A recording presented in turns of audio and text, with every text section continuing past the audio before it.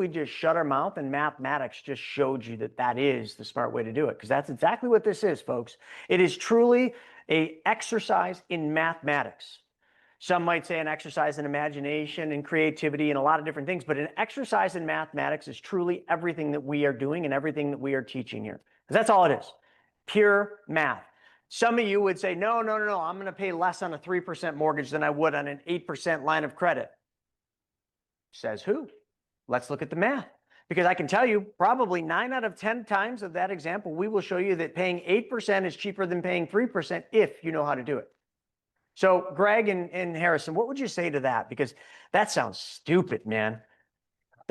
People listening probably think I'm really dumb for saying that. They're like, I agree with your statement about math. We have a saying early on, it's not magic, it's math. Realistically, we're not looking, you're calculating apples to rocket science. There's no comparison between a 30-year mortgage, the most basic thing that benefits bank and has always been the benefits to banks. Because the bank, is essentially telling you, hey, here's how you should make your payments. The people that want to take your money in are giving you the advice. I think that's kind of a conflict of interest at the end of the day. The people that are showing you what you need to do are the same people benefiting every single day from your actions. Let's not be, yes, let's be our own bank. Let's not really essentially change the rules around all too much.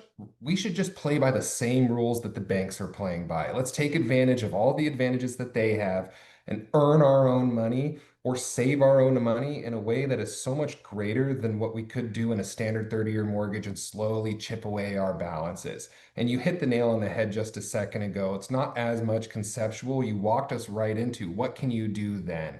And that's really something that Greg and I have put together. We call it the Oreo of the AIO. We're excited to walk you guys through what this is today. I love that. And I'm just going to say one comment here came in from Frankie Ibarra, I believe is how you'd say that. He said, page number 3 on the closing document, read the TIP number. That's your actual interest cost. See, that's a beautiful thing.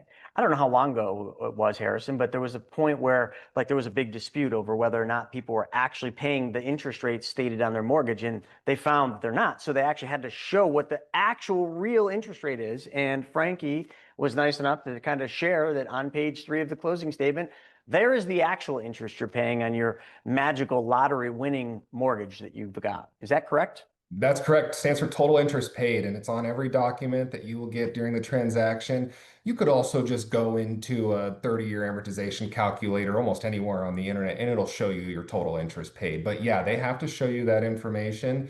Again, it's somewhere else, not really where your eyes are drawn to, because as you could imagine, when people start to see, oh my gosh, I'm paying 170% of what I'm borrowing in interest, you can see where probably people are going to be a little frustrated.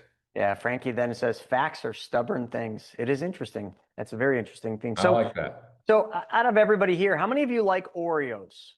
I know I do. You know, I I grew up love on it. those things. I know they're terrible for you. They're probably Double not even stuffed. real. Yeah, terrible. But y'all like Oreos? All right. Well, let's talk about the Oreo. Take it from there. Beautiful. I'm going to share my screen, guys, and kind of go through all of this. All righty then.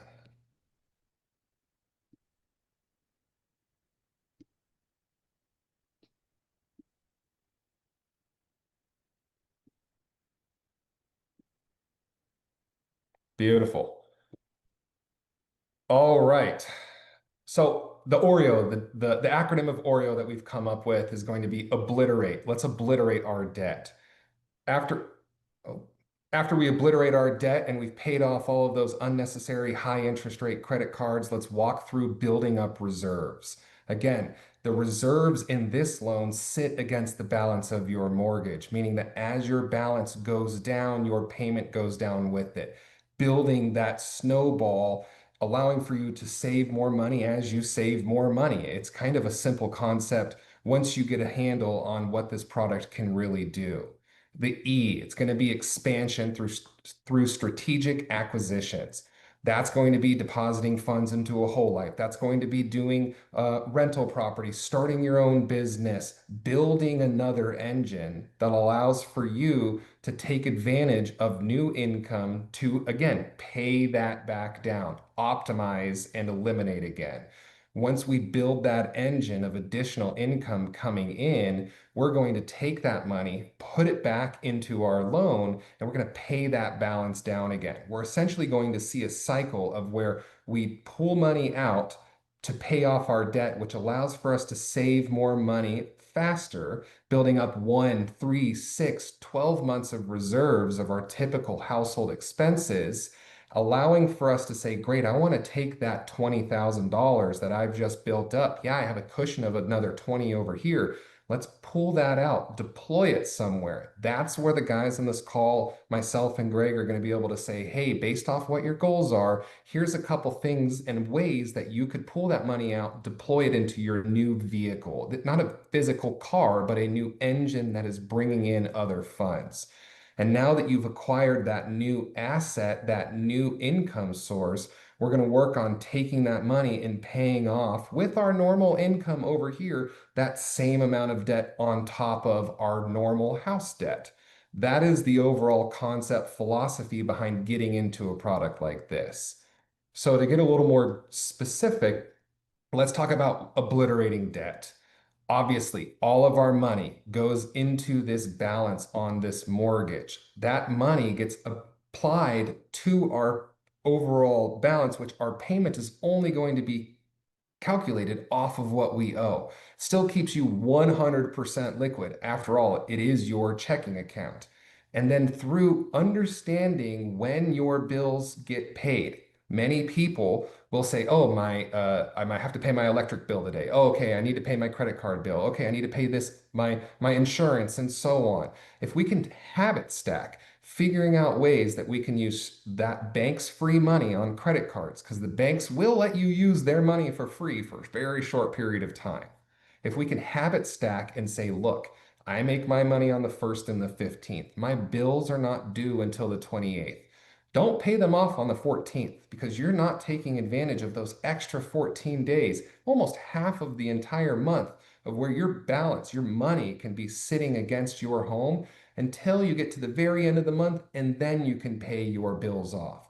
This isn't some overarching complex understanding on how to do it. It's truly just let's make sure we're not wasting days by paying off things that we have access to free funds for a short period of time. Now, how do we get there? This loan has an integrated checking account. Your money, as opposed to going to Wells Fargo, can get deposited directly against your mortgage balance. And it's not like, oh, you deposited 10,000 and you only get access to 2,500. No, you deposit 10,000, you have access to 10,000 just as fast as you do in your current checking account. Now, the bill batching, the habit stacking and win by timing, all of that is the same overall arching thought process. Let's pay our bills off at the very end of when we need to pay those off, because every single day that that balance remains lower, that balance is calculated off of your payment is calculated off of that lower number.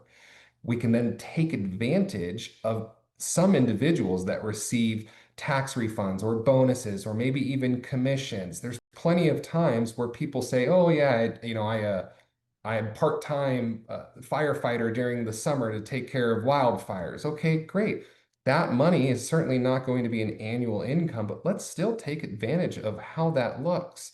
Let's say that you make an extra $1,000 for 5 or 6 months out of the year. Well, that's a big number at the end of the day because most people on those bonuses and tax refunds and so on aren't living their life expecting that money to come in because it's never going to be expected. Those are massive debt eliminators in a product like this. And then as you get better at habit stacking, you can build that pay down schedule on saying, I have this one credit card. I go out to dinner, I get groceries, and I pay for gas. And that's pretty much it. That's the lifestyle I live. Great. Make sure you take advantage of those cards that say, hey, you get 3% cash back on groceries. You get points when you pay for gas. Let's take advantage of the bank giving you those points so you can fly on that next trip that you want to take with your family without ever actually needing to pay $1 in either interest or in travel expense. So guys, we're going to talk about reserve accumulation And before we jump into this slide, I just want to kind of give the analogy here. Harrison came up with this fancy acronym, Oreo. He thinks it's snappy and it presents well. And he's right, right? Oreos are delicious and we think it's snappy too. But the thing I want you to think about, not only do we have an acronym for it, but the O at the beginning and then the O at the end are like the two cookies in the Oreo, right? And then the frosting or whatever the white stuff is, you never really know with Nabisco, but the frosting in the middle is the R and the E. So we're going to talk about the R and the E now. Okay, debt accumulation on, or excuse me, debt elimination on both sides are the cookies on both sides, right? That's part of the imagery and the analogy of the Oreo, plus they're delicious. So when we talk about reserve accumulation, once you've done your debt elimination, right? Once you've aggregated all of your high interest debt, you've paid that off from the equity in your home, you're now paying simple interest on that money instead of paying 27% on your credit card or something ridiculous, right? Once you've done that, your principal is going to start falling faster. And this is simply because your cash flow on a monthly basis has increased. As your cash flow has increased, assuming you don't take on new additional debt, that cash flow goes to reducing your principal. As your principal falls, your cushion in the all-in-one grows. Let's say you started out with a line of credit amount at $500,000. You paid off all your debt, and after 6 months, because of this extra cash flow, you've now got a balance of $460,000. You've got a $40,000 cushion, right? Your emergency fund effectively can live inside of the all-in-one. You've got $40,000. It's usable equity, usable funds, should you need them. Now, we hope that you don't, but God forbid a kid gets sick, or you have a big car expense like Chris alluded to earlier, or something comes up that's unexpected, because life happens, right? That's why we have emergency funds. You can now leverage dollars that would be normally loitering in a savings account to actually offset your principal balance in this product. So your emergency fund lives in the all-in-one. And so from a planning perspective, we want you to think about this in terms of milestones. Once you have 1 month of your monthly expenses housed in the all-in-one, that's your first milestone. Then we get to 3 months. Then we get to 6 months of expenses. We set healthy habits and we see this start to grow as you leverage the funds saved into cash flow to lower your principal balance. Anytime you have idle cash, right?